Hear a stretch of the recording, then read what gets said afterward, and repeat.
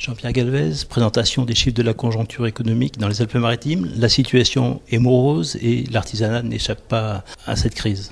Oui, malheureusement, l'artisanat, malgré sa capacité d'adaptation aux différentes crises, arrive à trouver difficilement le moyen pour s'adapter à celle-ci. Il faut dire qu'elle dure depuis un certain nombre d'années et là, la situation commence à être véritablement problématique pour ces entreprises qui, malheureusement, n'arrivent pas à trouver les ou la solution pour réellement continuer leur activité.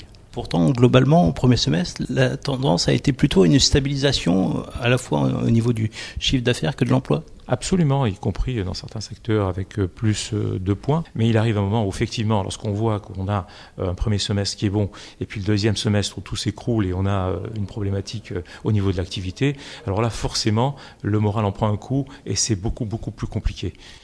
La situation reste donc fragile et pourtant, globalement encore, les artisans conservent le moral. Ah oui, c'est quelque chose de fondamental lorsqu'on est artisan. Vous savez, lorsqu'on crée son entreprise, on s'y attache. Un vrai artisan ne se lance pas comme ça dans la création d'une entreprise. Un artisan va véritablement s'investir pleinement et va rogner sur ses marges pour pouvoir perdurer, va se priver d'un confort de vie pour pouvoir perdurer. Ira jusqu'au bout. C'est peut-être quelquefois le problème de l'artisanat. C'est de ne pas anticiper peut-être une fermeture préventive de l'entreprise.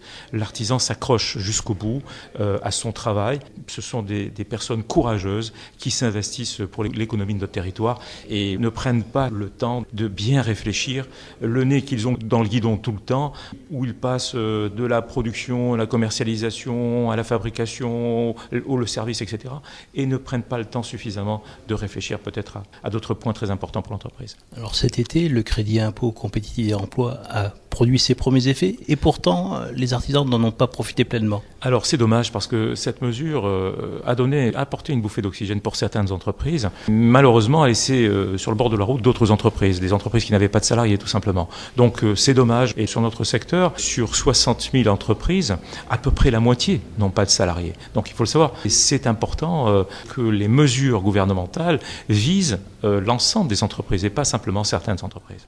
Alors pour rebondir, la CCI a fait cette proposition. Vous avez des propositions spécifiques à l'artisanat ? La première des propositions spécifiques à l'artisanat et celle qui est le phare de notre mandature, c'est celle de la proximité. C'est d'être auprès du chef d'entreprise au moment où il en a besoin.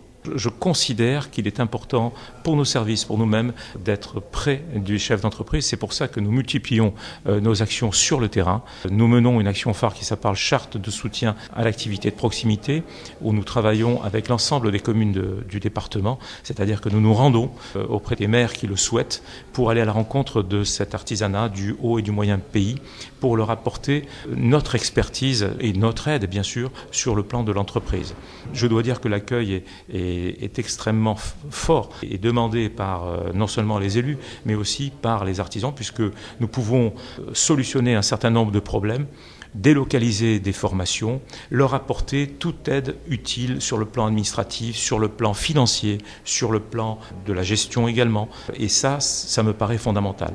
La proximité, être sur le terrain, être sur le territoire, être auprès des entreprises me paraît très très importante. Alors bien évidemment, à côté de toutes ces actions, nous avons des actions que nous menons dans notre chambre de métier où nous avons le centre d'aide à la décision pour les créateurs d'entreprises. Et puis ça va de la formation avec notre institut formation des métiers qui permet de qualifier l'artisanat et bien d'autres outils que nous mettons en œuvre dans notre compagnie consulaire. Et bientôt, vous inaugurez un nouveau siège pour améliorer encore cette offre de service. Oui. Nous allons inaugurer un nouveau bâtiment qui est notre nouveau siège très prochainement, le 24 octobre précisément. C'est un bâtiment donc à énergie positive, exemplaire pour l'artisanat dans le cadre du développement durable puisque nous allons produire notre propre énergie. En plus, nous avons construit ce bâtiment en pensant à l'artisanat de notre département, parce que nous avions différents sites espacés, et l'artisan qui venait nous voir se trompait souvent de site, puisque notre compagnie consulaire se trouve à Saint-Laurent-du-Var, dans la zone de Cap 3000, et avec 3 bâtiments à une distance d'environ 400 mètres chacun à vol d'oiseau, eh bien, il pouvait y avoir confusion.